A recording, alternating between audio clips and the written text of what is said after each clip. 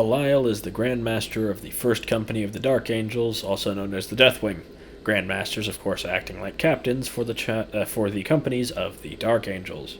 Hello, everybody. My name is Spoons Rattling. Today we are covering Belial, the Grand Master of the Deathwing. So, Belial comes in at 85 points with a pretty standard Terminator stat line of 5 inches of movement, toughness 5, 2+ save, a 4+ invulnerable, 6 wounds, and leadership 6+, and OC 1. Fairly standard for a Terminator character, nothing to write home about. In terms of ranged weapons, he has the Master-crafted Stormbolter, which has precision, rapid fire 2, and has 24-inch range at 2 attacks that hit on 2s with strength 4, AP 0, and damage 2. Fairly standard for a Stormbolter, but it is better with the damage 2, though the lack of AP means it will still struggle to hurt things above Space Marines. In terms of melee weapons, he has the Sword of Silence, which is also precision at 6 attacks with ballistic skill 2+, strength 6, AP 2, and damage 2.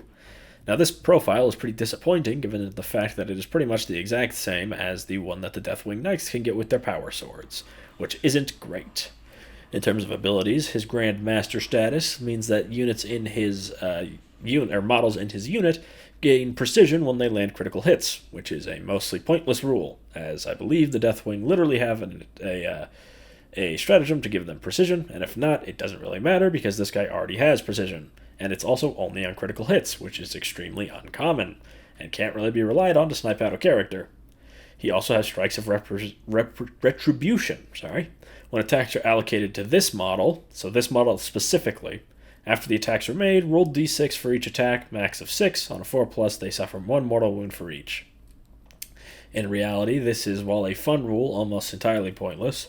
While he is tough, he is a Terminator, I don't think he's going to be surviving a lot of attacks, and if there's honestly any more than 6 attacks, chances are he's going to be dead anyways, so this rule would not resolve, as it does not say do not remove this model if it is destroyed, making this ability practically pointless, as well as the fact that it only applies to him, which means his entire unit would have to be dead, at which point he sort of outlived his usefulness.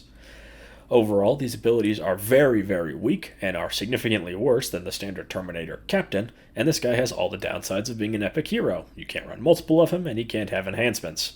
So, normally I would go into how to best use this unit, but I genuinely can't think of a single use for him. If you are going to run him, proxy him as a Terminator Captain, because both of his abilities are awful, and neither of his weapons are that interesting either. Maybe if the Sword of Silence at damage 3 would actually add something to the model, or the unit, instead of just being another power sword that the Deathwing Knights already have 5 of.